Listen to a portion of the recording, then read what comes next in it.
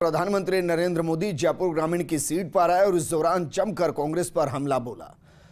BJP के प्रत्याशी राव राजेंद्र के पक्ष में यह रैली की गई और इस रैली के दौरान तमाम बीजेपी के नेता मौजूद रहे। लोकसभा सीट से राजस्थान में अपनी प्रचार अभियान की प्रधानमंत्री मोदी ने शुरुआत कर दी और ये लोकसभा सीट जयपुर ग्रामीण कोटपुतली के मुलाहेड़ा गांव में बीजेपी प्रत्याशी राव राजेंद्र सिंह के समर्थन में चुनावी सभा को संबोधित किया गया। मोदी ने कहा कि राजस्थान के लोग हमेशा देश की मजबूती के लिए खड़े हैं। जयपुर का जलवा तो कुछ दिन पहले फ्रांस के राष्ट्रपति सहित पूरी दुनिया ने देखा। 2019 में मेरी राजस्थान की पहली चुनावी सभा भी ढूंढाड़ इलाके में हुई थी।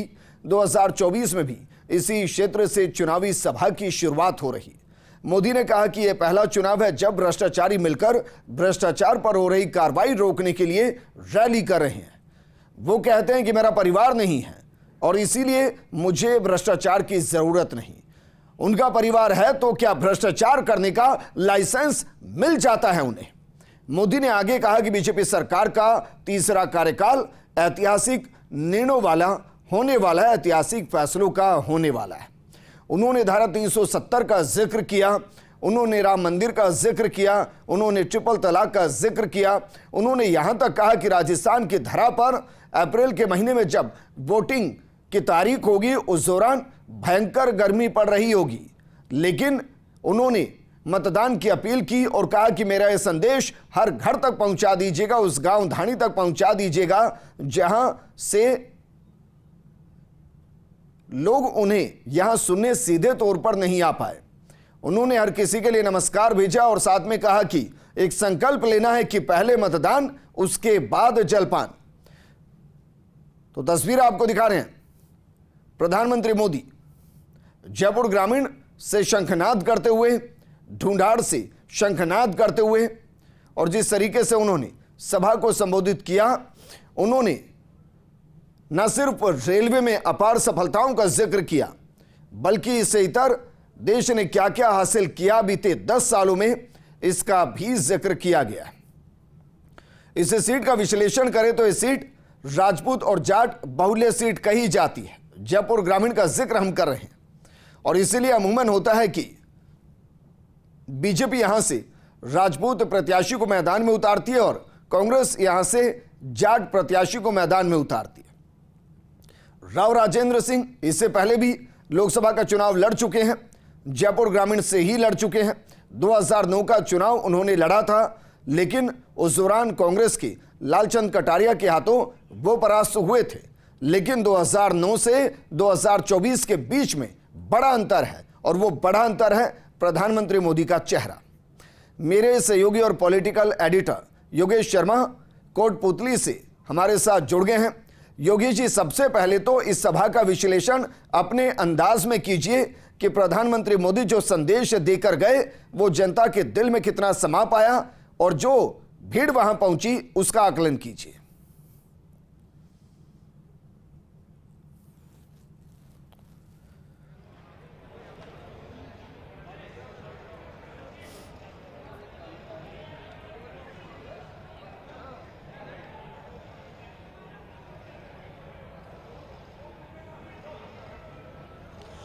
आज भारी भीड़ उमड़ी, यहाँ पर बड़ी संख्या में लोग पहुंचे और कई बार ऐसे मौके भी आए जब मोदी के नारे लगते रहे तो मोदी उनको मंच पर खड़े कुछ देर के लिए। पहली चुनावी जनसभा से वो साफ है कि अगली जो रैलियां होंगी नरेंद्र मोदी की वो किस अंदाज में होंगी। आज भारी भीड़ उमड़ी, यहाँ पर बड़ी संख्या में लोग पहुंचे और कई बार ऐसे मौके भी आए जब मोदी के नारे लगते रहे तो मोदी उनको मंच पर खड़े कुछ देर के लिए सुनते रहे और उन्हें आज जमकर कांग्रेस के खिलाफ तो हल्ला बोला, लेकिन उन्होंने अपने भाषणों के जरिए ये बताने की कोशिश की कि आखिर अगली सरकार मोदी सरकार ही क्यों बने। उन्होंने बताया कि कैसे अगर फिर सरकार बनेगी तो राजस्थान विकसित प्रदेशों की कैटेगरी में आएगा और भारत दुनिया की तीसरी सबसे बड़ी अर्थव्यवस्था बनेगा, विकसित राष्ट्र के तौर पर बनेगा। कांग्रेस पर हल्ला बोलते हुए उन्होंने कहा कि कांग्रेस ने 25 सालों तक गरीबी हटाओ का नारा दिया, लेकिन हमने 25 करोड़ गरीब परिवारों की गरीबी को दूर करने का काम किया। ये भी उन्होंने आज आह्वान किया कि जो मुफ्त राशन दिया जा रहा है करोड़ों परिवारों को, वो अगली सरकार बनने के बाद भी बंद नहीं होगा बल्कि जारी रहेगा। साथ ही उन्होंने ये भी कहा कि राजस्थान का ये इलाका, जयपुर ग्रामीण का इलाका जो नेशनल हाईवे से जुड़ा है, ये ईस्टर्न कॉरिडोर जो मुंबई को जा रहा है उससे भी जुड़ने का काम होगा। और लेकिन सबसे बड़ी बात, कांग्रेस को घेरा, इंडी गठबंधन को घेरा, भ्रष्टाचार के मुद्दे पर घेरा और राजस्थान में कोटपूतली की जनसभा से उन्होंने कई मंतव्यों को साधने का भी काम किया। साथ ही जो राजस्थान की संस्कृति है उसको भी साधने का काम किया। सबसे पहले उन्होंने अपने भाषण की शुरुआत की थी जो यहाँ की प्रमुख, जिसे तोरावाटी कहा जाता है, उसके जयघोष के साथ। यहाँ के प्रमुख देवी देवता, लोक देवताओं के नाम को लेकर उन्होंने शुरुआत की। चाहे भगवान देवनारायण की जय बोली, वीर तेजाजी की जय बोली, शिला माता, जमवाई माता की जय बोली, तो वहीं पर उन्होंने ये जताया कि कैसे राजस्थान का जो वोटर है वो 25 सीटें पहले भी उनको दे चुका है और अगली बार 2 चुनाव जो हुए लगातार 25 सीटें देने का काम बीते 2 लोकसभा चुनाव में राजस्थान की धरा ने बीजेपी और एनडीए को किया है। इस बार भी राजस्थान में 25 कमल खिलेंगे। तो एक तरह से नरेंद्र मोदी की इस जनसभा का एक अलग तरह का आगाज़ यहाँ पर देखने को मिला, कोटपूतली से, जयपुर ग्रामीण से। और जयपुर ग्रामीण की सीट का और भी कई राजनीतिक मंच पर कई तरह की आज कहा जा सकता है कि रोचक प्रसंग भी नज़र आए, जब बहुत ठिठोली करते हुए नरेंद्र मोदी डॉक्टर किरोड़ी लाल मीणा से, डॉक्टर जसवंत यादव से मिलते हुए नजर आए। तो जब जा रहे थे तो उस वक्त दूसरी पंक्ति में लालचंद कटारिया और राजेंद्र यादव की मौजूदगी थी, विजेंद्र। और ये भी बड़ा रोचक एक दृश्य था। सतीश पूनिया ने दोनों नेताओं को बुलाया मोदी जी के पास, फिर नरेंद्र मोदी ने लालचंद कटारिया, राजेंद्र यादव से बात की। तो ये भी एक वाकई में वो नज़ारा था। कुछ ही दिन पहले लालचंद कटारिया और राजेंद्र यादव दोनों ही नेता कांग्रेस छोड़कर भारतीय जनता पार्टी में शामिल हुए थे। मुख्यमंत्री भजनलाल शर्मा ने यहाँ पर आने के बाद उनकी मेज़बानी की और राव राजेंद्र सिंह के पक्ष में जनसभा के दौरान हमने वो पल भी देखा जब कुछ देर तक वो राव राजेंद्र सिंह से मंच पर बात करते हुए नजर आए और ये जानते हुए भी शायद नज़र आए होंगे कि आखिर जयपुर ग्रामीण का क्या मिजाज है। कुछ देर उन्होंने मुख्यमंत्री भजनलाल शर्मा से भी बात की, 25 लोकसभा सीटों पर चल रहे समीकरणों को भी जाना। ये जो सीट है जयपुर ग्रामीण की सीट, कांग्रेस पार्टी ने यहाँ अनिल चोपड़ा को उम्मीदवार बनाया है, जो सचिन पायलट कैंप के माने जाते हैं। और कहा जा सकता है कि जाट, राजपूत, गुजर, यादव, मीणा, दलित वोट और साथ ही ब्राह्मण वोट, माली वोट, कुमावत वोट, वो यहाँ पर बहुतायत पर। यही कारण है कि जो मंच का जो राजनीतिक गणित था, जो मंच पर जिस तरह के सियासी नेता बैठे हुए थे, वो इन सभी जाति वर्गों से ताल्लुक़ रखने वाले नेता थे। और कहा जा सकता है कि पूरी तरह नरेंद्र मोदी के ओजस्वी भाषण को सुनकर कई देर तक उनके जाने के बाद भी पूरे पंडाल में बैठे हुए हज़ारों लोग मोदी मोदी के नारे लगाते हुए सुनाई दिए। और कहा जा सकता है जो क्रेज़ नरेंद्र मोदी के नाम का होता है, जो उनको सुनने के लिए इस तरह से लोग उमड़ते हैं, वही हाल कोटपूतली का हमें यहाँ नज़र आया। तो कहा जा सकता है कि जिस तरह का अंदाज पहली रैली का राजस्थान में होना चाहिए था, ठीक उसी तरह की पहली रैली का अंदाज यहाँ पर नरेंद्र मोदी की इस रैली का दिखा। जातीय राजनीति से परे उन्होंने देश में मोदी सरकार के विकास की बात कही। उन्होंने कहा कि मोदी है तभी धारा 370 कश्मीर सटी है, मोदी है तभी बिना किसी भी रक्त बहाए राम मंदिर का निर्माण प्रशस्त हुआ और दिए जले दिवाली बनी। मोदी है तो 3 तलाक का कानून हटाया गया और उन मुस्लिम महिलाओं को एक बड़ी राहत दी गई जो इस कानून को झेल रही थी।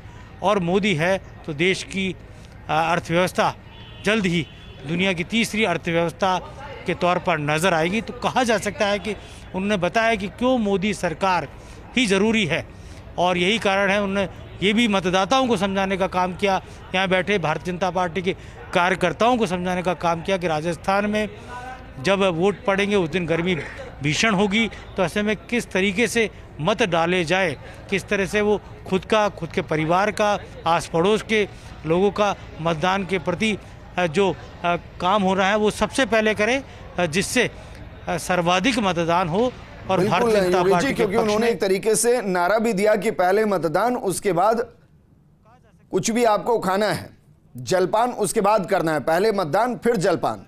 लेकिन आप जहां मौजूद हैं, गर्मी तो आज वहां भी भयंकर है, तो क्या वहां जलपान की पूरी व्यवस्था थी सभी के लिए? पहला सवाल। और दूसरा, आपने कहा कि मोदी है तो मुमकिन है, क्या यह कहा जाए कि वर्तमान स्थिति में मोदी है तो बीजेपी है, या मोदी ही बीजेपी है? क्योंकि हम गमछे देख रहे हैं जो सबके गले में है, उसमें अभी तक राजस्थान का चिन्ह और नीचे कमल का निशान था, लेकिन अब ऊपर प्रधानमंत्री मोदी और नीचे कमल का निशान है। यहां से संदेश दिया जा रहा है कि मोदी जी के चेहरे पर ही 25 सीटें राजस्थान में लड़ी जा रही है। बहुत ही तीखे अंदाज में आपने बहुत तीखी बात को पकड़ा है, जो ये कहा जा सकता है कि इसमें अतिशयोक्ति जनता पार्टी का वो चेहरा बन चुके हैं जिसकी जरूरत अब बीजेपी को है।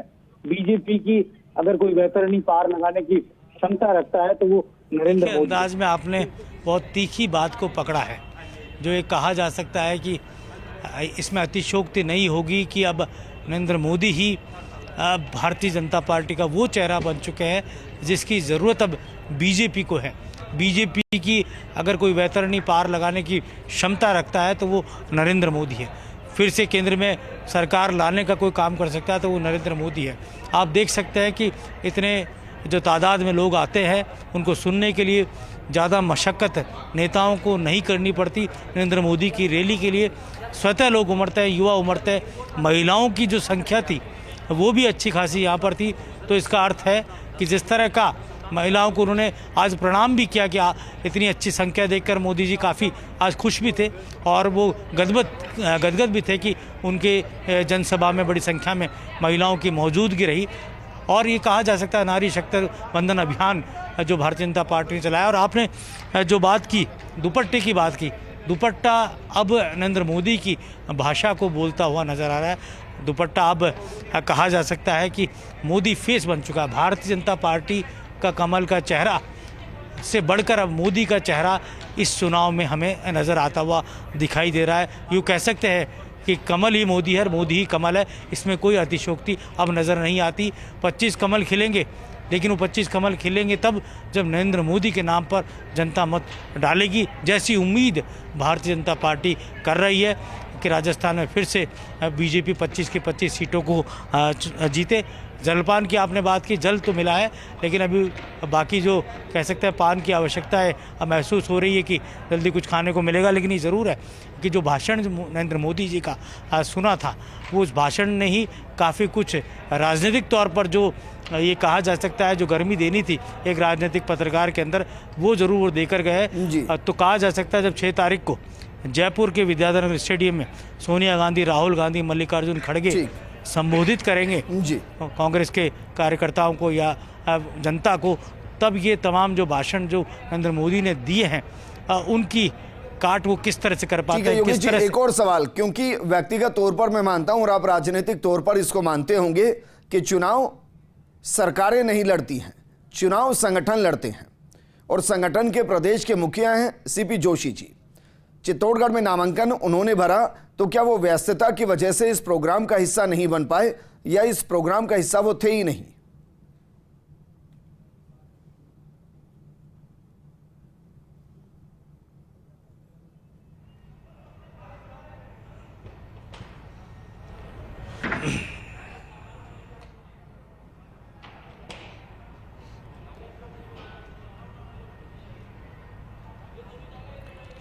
ये बात विजेंद्र की सीपी जोशी को आना था।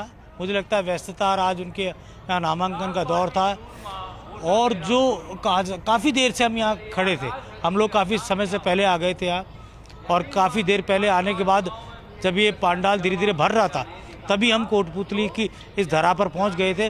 और रास्ते में भी हमने नरेंद्र मोदी के इस कार्यक्रम में आने का उत्साह लोगों के अंदर देखा था।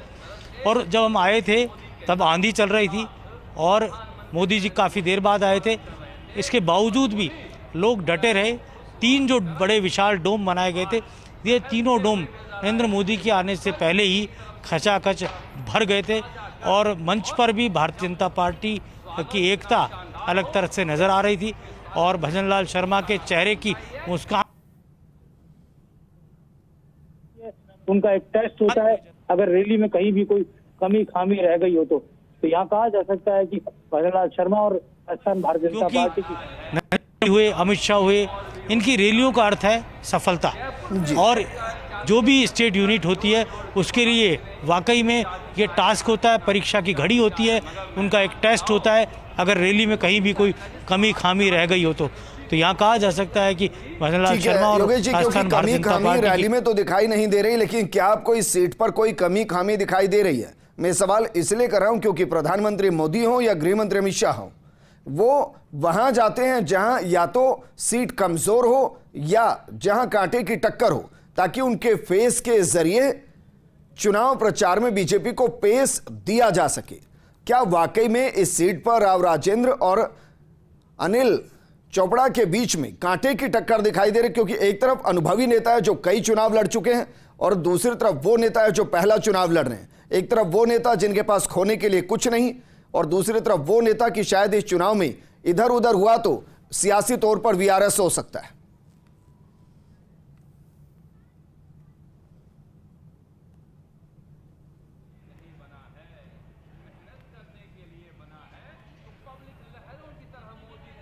रुक करेंगे, पूर्व मुख्यमंत्री अशोक गहलोत जी आएंगे, तब वाकई में राजनीतिक तापमान का और रैली की गर्मियों का अंदाजा होगा।